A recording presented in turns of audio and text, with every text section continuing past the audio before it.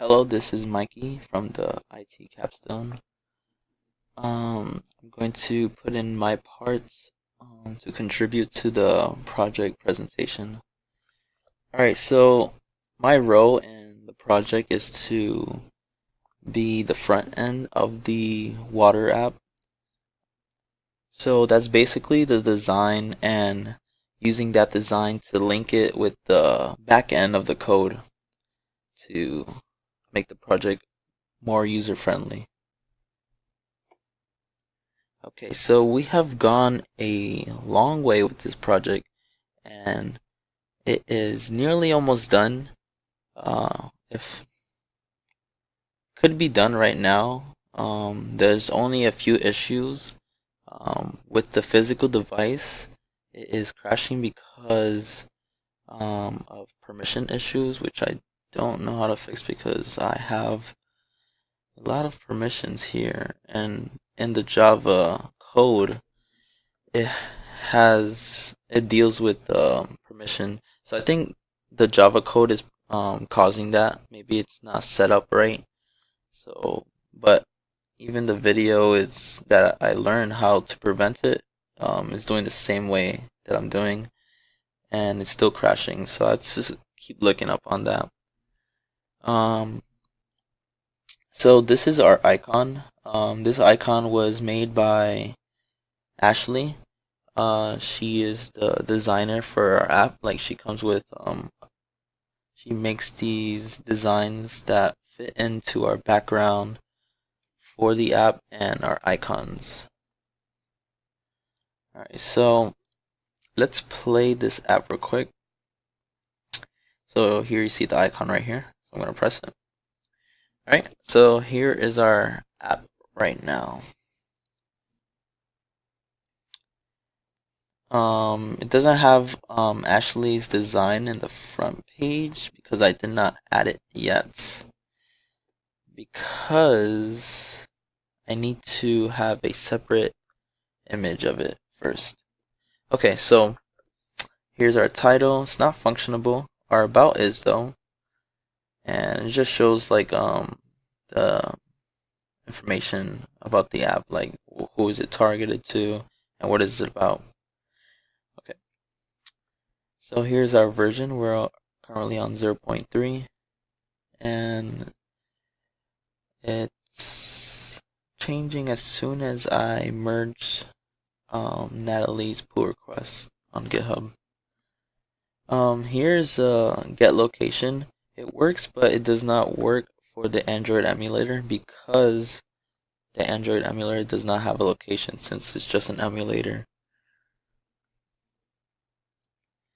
The main function of the front page is the search feature.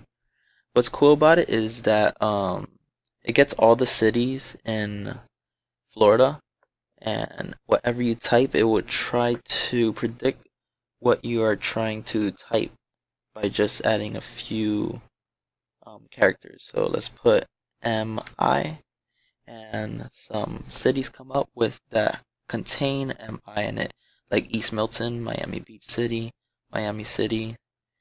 Alright, so if I was to press Miami City and press OK, it's gonna go to that latitude and longitude, and that's what that link that I was talking about. It was going from our front page to our content page, which is the back end that Natalie has been working on.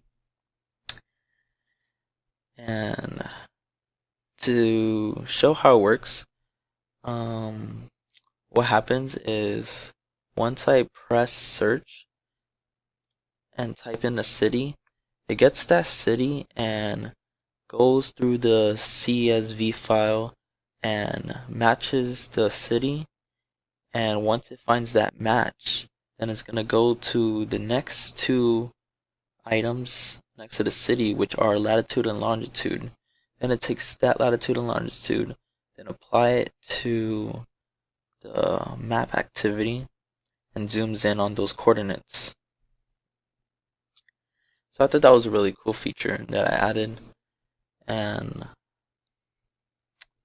yeah, so let's let's look up another, see that it's actually working, and it will actually move to another location. There you go. You can move around. See how the map has like a little bit of tilt? Added that because I want to show that more map markers are there and not just like cluttered together. Okay.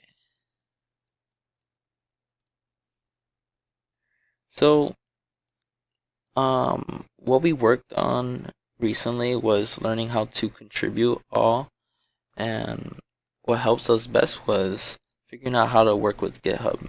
So here's my repository, and we've been adding some updates to it. See, we have two branches over here. This one is the main branch that we add our code, and testing is the one that we want to test. And if the test is really good, then we merge it onto the master. So I have a pull request, and this one's from Natalie, and she updated her backend on the app. So I'm gonna go up to it and merge it because she did all the fixing of the backend, fix all the errors and stuff like that.